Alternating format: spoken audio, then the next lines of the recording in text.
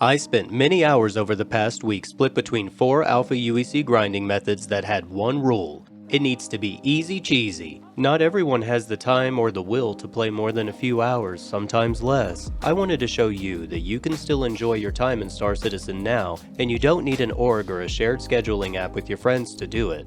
And I'm going to prove it with the examples in today's video.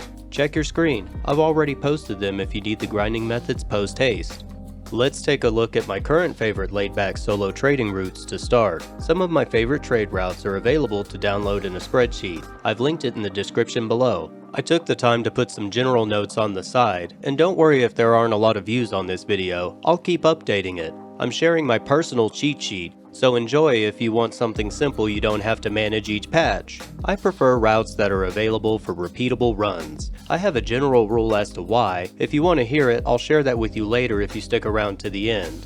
My current favorite trade routes are around New Babbage. If you have watched any of my previous videos, that's where I'm currently trading when I go to record. Astatine and Fluorine are very straightforward, so be sure to remember to look for that one on the cheat sheet. Scrap runs are back online it seems, and are great when you first log in to test server stability. If you didn't already hear that from your favorite content creators, I'll throw a few more noteworthy routes on the screen that I use as I'm moving between planets in Stanton, so pause for a moment if you need to so we can get into the results. In an hour, you can make anywhere from 50,000 cheesy C on up, depending on where you are and what you are comfortable slamming down on cargo. Not as much as back in the day, but I'm happy with the results. Why didn't I just go for Laranite? Well, Laranite is quite scarce at the moment and not everyone watching this video will be flying with enough to risk. If you do go for Laranite in the current state of trading in Star Citizen, I would recommend bringing something smaller than a Herc. And with that, we move on to the next method. Sticking with a theme that doesn't necessarily require deep pockets or high stress levels, hence Cheesy C, I like to spend an hour when I can mining in a cave. I'll tell you up front, I usually make about 40k including the missing person investigation,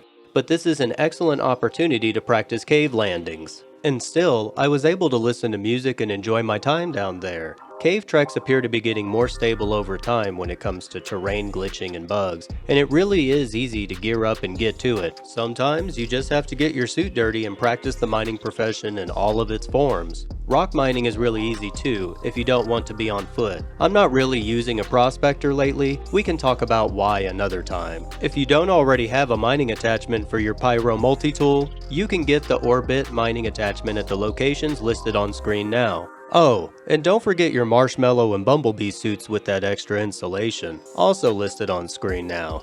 Alright, if you are still watching this video, thank you for sticking around. We will move to selling merits. We are focused on current gameplay at the moment, and I was able to verify that you can still transfer them in the Money Trader application. Also, if you don't play the game constantly or don't quite have all of the little controls down, there is a chance you can end up at the Klesher Rehabilitation Center. If you do, why not take some contracts while you are there, fix some O2 stations and stash some merits for later.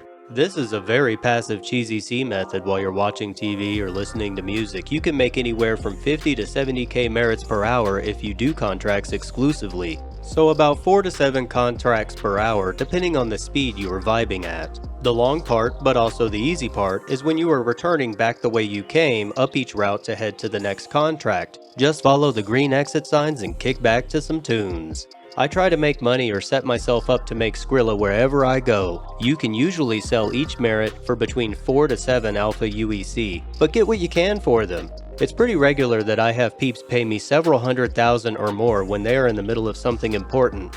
Watch the chat and try to sniff out the profit. That's what I'm into. Now, to spend an hour here, that's up to you. You can stick around and grind merits after your sentence is up. I got myself in the Klesher Slam just to show you how many merits you can grind up in an hour, but it's a great area to explore and quite massive. Also, there's more lighting than in normal caves you would visit, so don't be acting like the Klesher administration doesn't value its workforce.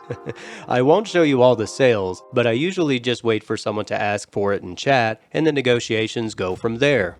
Moving on, a combination of tasks go into supporting general chat. The next method. Consider scanning the chat to check whether people have booped that like button. Okay, yes. I am finally asking you to leave a like on the video because you made it this far, and booping that like button really lets me know that I am making the content that you really want. Scanning the general chat, I look for people who need a citizen to slide on over to give them a lift. Look for people who have odd bugs they need a second pair of hands for, or if you see someone in need of medical assistance. When you do this method, the amount per hour can vary, but I made roughly 163,000 cheesy C while working on this video, catching random requests and responding to medical beacons. Please make sure you don't forget that if you are buzzing around the verse as Captain Save a Citizen, you can increase and snowball your income by doing trade runs after and between each player that you assist. You may have noticed that I didn't talk about anything combat oriented or recommended specific ships. That's because I am focused on making content for the individual entrepreneur.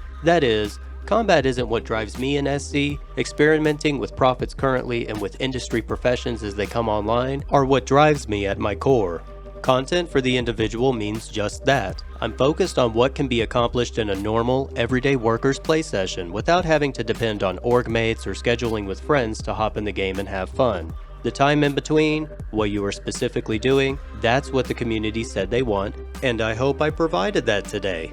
Before we speculate on related thoughts on the future, I want to reveal what I promised at the beginning of the video. Why do I prefer back-to-back trade runs, even if there is less profit than back when the full Caterpillar loads of Laranite were the single best way to earn the most per hour? It ties into what I talked about in my previous videos. If you are getting shot at, you already failed your easy cheesy C grind, wasting your valuable time. If you have limited time to play, why would you spend it on standing in front of a trade console waiting for refresh? That's how you get bored. That's how I get bored anyway. Also, if you move around the map like we discussed earlier, you are less likely to encounter pirates or other players, increasing your chances of no-nonsense profit and keeping that stress level down low. Speaking of down low, let me know in the comments down low, what is your favorite chillax method to make cheesy C now in the current state of the game? Getting back to the upcoming future, we will have refueling and salvage to keep us busy, and of course I'll cover that. Beyond that, I'm very excited for us to get our hands on asset allocation.